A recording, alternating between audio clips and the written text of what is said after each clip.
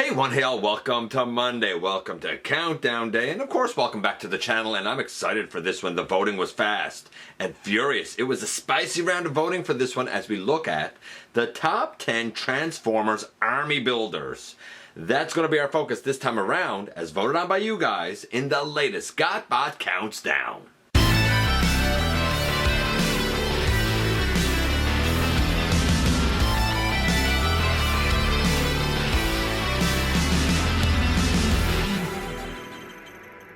Hey one, hey all, welcome back to the channel. I'm your host, your most humble of hosts, Dennis Moulton, aka GotBot. As always, man, please like, comment, share, of course, subscribe, and while you're at it, light 'em up, baby. Hit that notification bell, please. It helps me out a ton and it'll let you know when content of all sorts goes up here on the channel. Check out Machinery of Man, The Everything Factor, all the groups that I'm either a mod or an admin for, as well as all of my social media links. All of that is in the description down below, also in the description down below, and if you're in a position to help the channel to grow, you can use the donate link, check us out on Patreon, see what we have to offer to you through spring, or of course hit the join button at any given time and become a channel member. And this is the top 10 army builder bots. And like, army building for a lot of the franchises that we know and love is nothing new. It's a great way to kind of bolster the I guess forces in our favorite franchises, especially the bad guy forces for some weird reason. As well, if you're making merchandise, it's a great way to ensure that people want multiples of the same thing. I mean, it was done in Star Trek with the red shirts. It was done in Star Wars with stormtroopers. It was done in G.I. Joe with the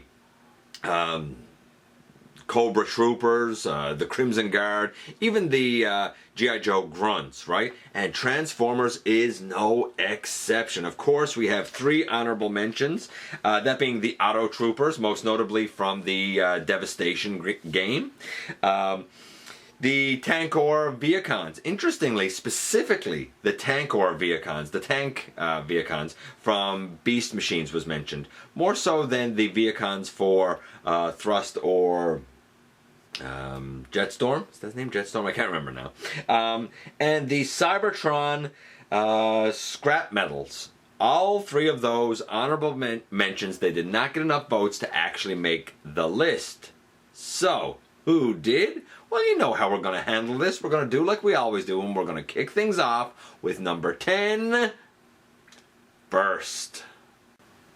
Coming in at number 10, we go all the way to Super God Master Force and the Guardminders, led by the one golden Guardminder known as Black Rorichi. A lot of people will see the Guardminder here and say, that's Fast Track. He goes with Scorponok. And you're not wrong. However, in Super God Master Force, Devil Z calls on the Guardminders, led by Black Rorichi, from the outer reaches of space. They come and they work on actually building the Death Para Machine, which is designed to destroy the ozone layer of Earth and thereby destroy humanity. They, of course, are confronted by the Autobot headmasters and like Target Masters and Power Masters and Ginrai's there and all that stuff. And they basically do battle with Devil Z, Black Zarak, and the Guardminders. And the Guardminders end up retreating when the Autobots win, of course. However, there is a big army of these guys, and they are used both for combat and for destruction. Can't argue with, you know, taking your army builders and using them for multiple reasons. Why not? If you got them, use them. And the Guardminders, they took the number 10 slot. Now, number 9 is a little bit challenging because it's technically, I know, this is Omega Supreme. Hear me out. It is the Guardian Bots. Sometimes called the Omega Sentinels, sometimes called the Omega, I can't remember what they are now, what the Shattered Glass ones are called. But basically, they're blue, gray, and white. This is the only Sentinel that has a different color scheme that has his own name. They were basically the peacekeepers of Cybertron. They like really kind of squished a lot of Decepticon uprisings. Of course, they use a lot of power. They stay dormant a lot of the time. I think in the War for Cybertron trilogy, Omega Supreme and probably the other Guardians were actually all this color. There has been a big rumor as of this recording, and I'm pretty sure it's gonna happen, that the Siege Omega Supreme mold is actually going to be used in the Selects line as a Guardian Titan, Guardian Robot, Omega Sentinel, whatever name you want to use. I think it's cool. I don't know how many of them there were. Everybody sees them as an army builder, and presumably there were many of them, but it's never really been given any numeration. Nevertheless, even if you only got 2 or 3 of them, I mean, one of this guy is an army unto himself. I think it's very interesting that they would do the... Oh, put him down, because he's heavy. That they would do the Titan Guardian Robot version. Will people buy Titans as army builders? Time will tell, but nevertheless, in terms of characterization, in terms of building an army, the Guardian Robots took the number 9 slot.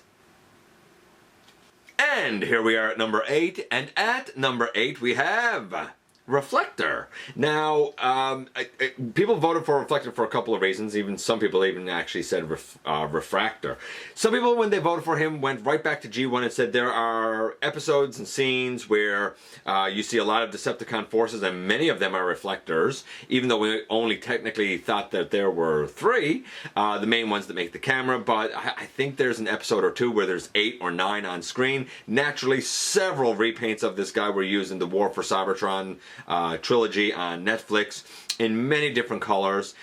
He was very much like a generic bot, and we learned there that they can have individual ship modes, but capable of going together as well as a camera. So yeah, I get it. Going from G1 right to the War for Cybertron trilogy, different iterations of Reflector or Refractor if you prefer. It's easy to bolster your Decepticon forces when you have this guy, especially in multiple colors. Reflector took the number 8 slot. Now I think 7 is a really interesting one because it's, I'm going to say, the Lambo model. And I say the Lambo model more than the Lambo mold because people weren't exactly clear with the voting on this. I get it. A lot of people said, look, the Lamborghini body type has been used, or an analog thereof, has been used by the Autobot so many times. And they pointed out to Sideswipe. And then you had Deep Cover, and then you had another coloration of Deep Cover. You have Tiger Track, you have Red Alert, and then they said you can go further because you can say Cordon is a Lamborghini, you can say Sunstreaker, you could say Spin Out as well, and ever so many more. Basically, a lot of people said, I vote for the Lambo model because it's the seeker of the Autobots. I get it. I absolutely get it. That makes complete sense. Can't argue with the voters. The Lambo model, in all of its glorious forms, in all of its glorious generations, takes the number 7 slot. Number 6 has been gaining prominence recently because it's a group that's really sort of long overdue, but that lends itself so beautifully well to mixing and matching and building an army out of, well, junk. And I'm talking about the Junkions. Yeah, the Junkions, of course, all of them. I'm using Scraphook here because Scraphook is a perfect example of a guy who's built out of junk and can come apart and become, bits and pieces for other robots. Yes, I get that it's a take on the weaponizer gimmick, but it fits the Junkions so good since they're a hodgepodge mishmash of parts as a species, or as a race, if you will. Whether we're talking about Scrap Heap, Junk Heap, Wreckgar, Nancy, Scraphook, or any of the other Junkions, the Junkions as a group to bolster the Autobots' forces, yeah, I get it. They took the number 6 slot. And now a hush falls over the crowd because we have reached the ever-coveted, the ever-popular, you know it, halfway mark. And at the halfway mark, we have, not exactly kickback, kind of kickback, we have the Insecticons. Yes, whether we are talking about the Transformers Prime Insecticons led by Hardshell, whether we're talking about the video game iterations of the Insecticons, or whether we go right back to G1 with the original trio of Kickback, Bombshell, and Shrapnel, the Insecticons are unique in that they're able to basically clone themselves, and they can be a veritable army swarming the land. Insecticon swarms, based on the three main Insecticons, was an idea that was revisited again and again. It was revisited in Energon, it was revisited in Prime, and why wouldn't you? The Insecticons are always a bit of an annoying nuisance and a danger for the energy they consume. Well, imagine taking that danger and multiplying it hundreds of times over. That's what you get when you have a swarm of Insecticons. And the Insecticons, not just Kickback, but all of them, take the number 5 slot. Number 4 is kind of a simple one and kind of an expected one with the sweeps. Absolutely. Look, it's so strange, and somebody in the voting actually mentioned it. When the movie occurred, we know that Scourge became the huntsman and he was flanked by the sweeps, and there were 2 of them. How we ended up with an entire army of sweeps that was led by Scourge is beyond me. They look exactly the same, though with Studio Series 86, we do have Scourge a slightly different set of colors than the sweep itself. I could have used Scourge here. As a matter of fact, there's many people who have said that they prefer the darker, more animation accurate colors of Scourge. There are some people who have said that this is the animation accurate colors. I'm okay with both colorations. I see an argument for both. But nevertheless, despite the questions, the unanswered questions, and the complexities surrounding the existence of an army of sweeps, there's no denying that in the 3rd season of the G1 Transformers series, the sweeps were among Galvatron's biggest, most dangerous of forces. Yeah, we did have Cyclonus, though we never saw his armada again. Yes, we had Scourge, that was your main 3. And besides for, you know, a couple of triple changers here and there, a couple of combiners here and there, all of which sort of under a bit of a dubious leadership of Galvatron, quite frankly, some of the most loyalist of minions for the Decepticons were the sweeps. Loyal to Scourge, loyal to Galvatron, hundreds of them. The sweeps, they take the number 4 slot.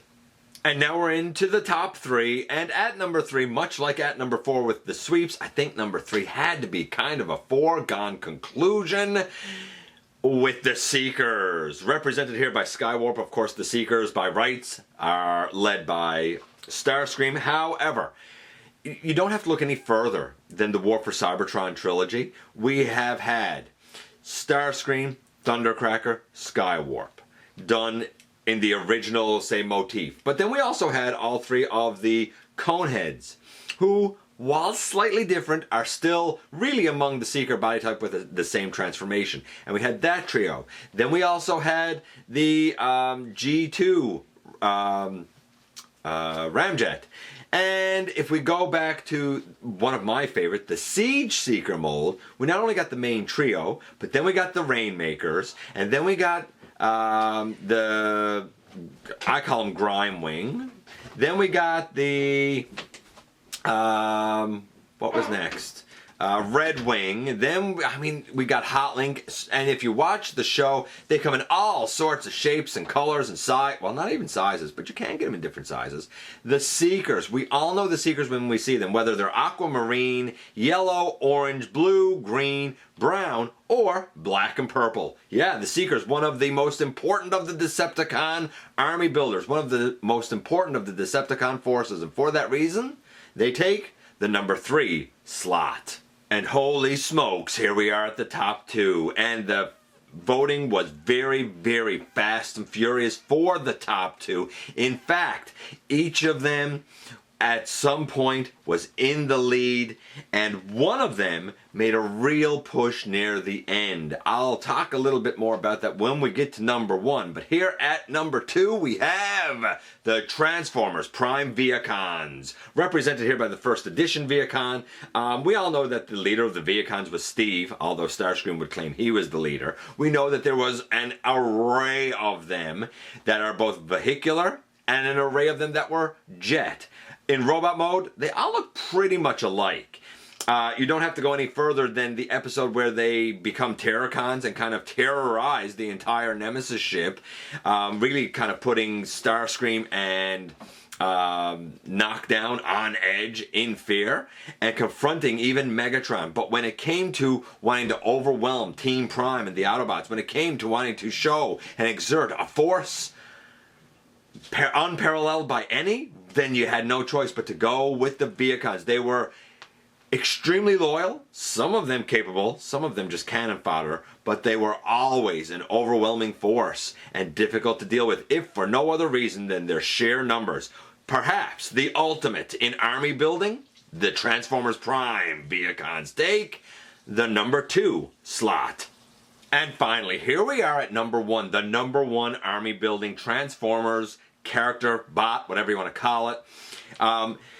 For a long time, I thought that we were going to have a tie at number 1. They were neck and neck. The voting was the same. And then, at the very bitter end, number 1 ended up having a flurry of, get this, 5 votes. 5 voters voted in a row. Actually, the last count up that I did was on YouTube. So it was 5 voters on specifically the YouTube version of the question.